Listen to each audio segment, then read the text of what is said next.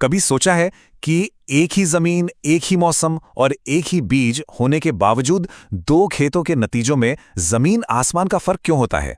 चलिए आज इसी रहस्य से पर्दा उठाते हैं। ये एक ऐसी पहेली है जो अक्सर किसानों को परेशान करती है। एक तरफ अपनी फसल है जो उम्मीद के मुताबिक नहीं है, और दूसरी तरफ बगल वाले के खेत में बांस जैसा मोटा गन्ना लहलहा रहा है। तो सवाल यही उठता है कि क्या ये सब बस किस्मत का खेल है? क्या अच्छी फसल लगना या न लगना ये तो बस नसीब की बात है?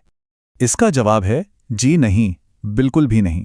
ये किस्मत का खेल है ही नहीं, ये तो सरासर विज्ञान का खेल है। सफलता संयोग से नहीं मिलती, वो मिलती है वैज्ञानिक समझ को सही तरीके से लागू करने से।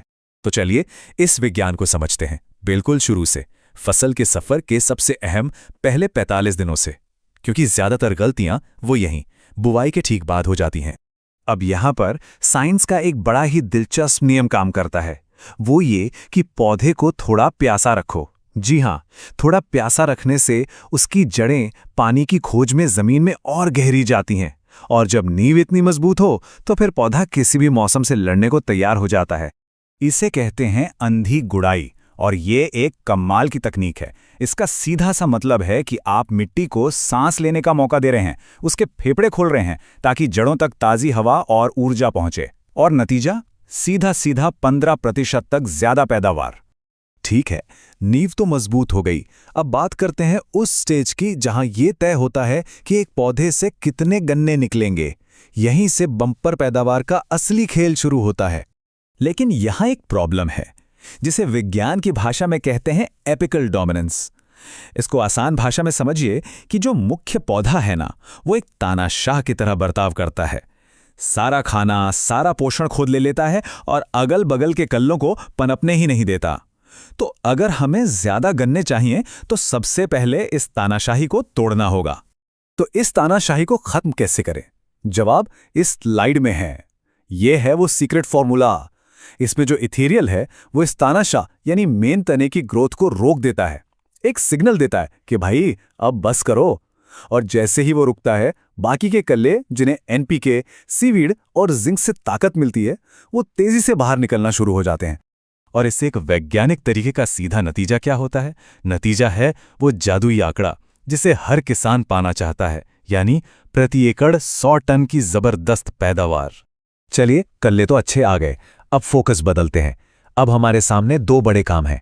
एक, फसल को उसके सबसे बड़े दुश्मन से बचाना, और दूसरा, जब वो अपनी सबसे तेज रफ्तार से बढ़ रही हो तो उसे सही खाना खिलाना। मार्च अप्रैल का महीना, ये वो वक्त है जब एक दुश्मन हमला करता है, कंसुआ या अर्ली शूट बोरर। ये इतना खतरनाक है कि खेत में जगह जगह सूखे हुए पौधे छोड़ जाता है, जिन्हें डेड हार्ट्स कहते हैं। और अगर इस पर ध्यान नहीं दिया तो समझ लीजिए आधी फसल हाथ से गई।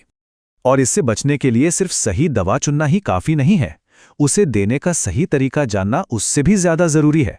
ज्यादातर लोग क्या करते हैं?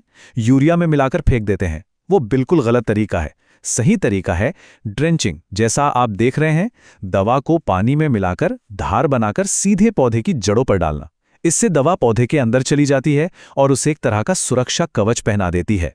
अब आता है मॉनसून का समय, और इसके साथ ही शुरू होता है गन्ने का ग्रैंड ग्रोथ फेज।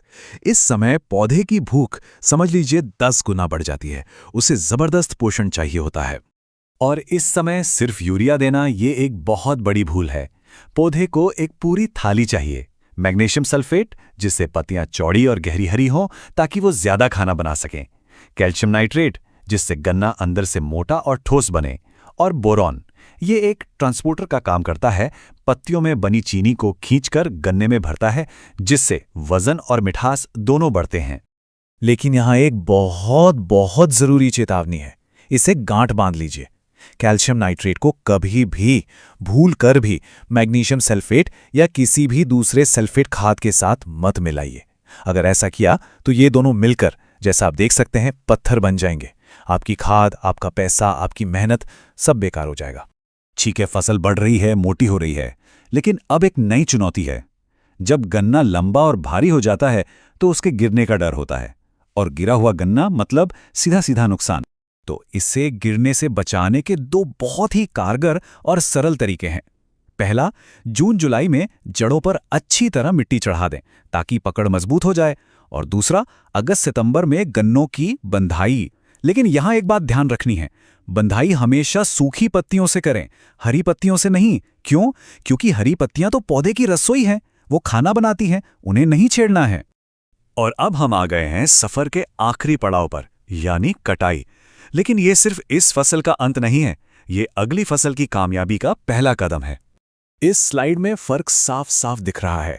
आमतौर पर क्या होता है, गन्ने को जमीन से 4-6 इंच ऊपर से काट दिया जाता है। ये एक बहुत बड़ी गलती है। वैज्ञानिक तरीका कहता है कि कटाई बिल्कुल जमीन की सतह से या हो सके तो 1 इंच नीचे से करो। अब सवाल है, ऐसा क्यों करें? फायदा यह है कि जब आप जमीन से कटाई करते हैं तो अगली फसल, जिसे हम पेड़ी कहते हैं, वो सीधे मुख्य जड़ से निकलती है। इससे कल्ले भी ज्यादा निकलते हैं, जड़ें भी गहरी होती हैं और फसल इतनी मजबूत होती है कि वो गिरती नहीं है। तो कुल मिलाकर बात यही है, 300 क्विंटल और 1000 क्विंटल का जो फासला है ना, वो किस्मत का नहीं है। वो फासला है सिर्फ सही जानकारी का और उसे सही तरीके से लागू करने का। विज्ञान अपना काम करने को तैयार है, बस हमें उसे सही ढंग से इस्तेमाल करना सीखना है।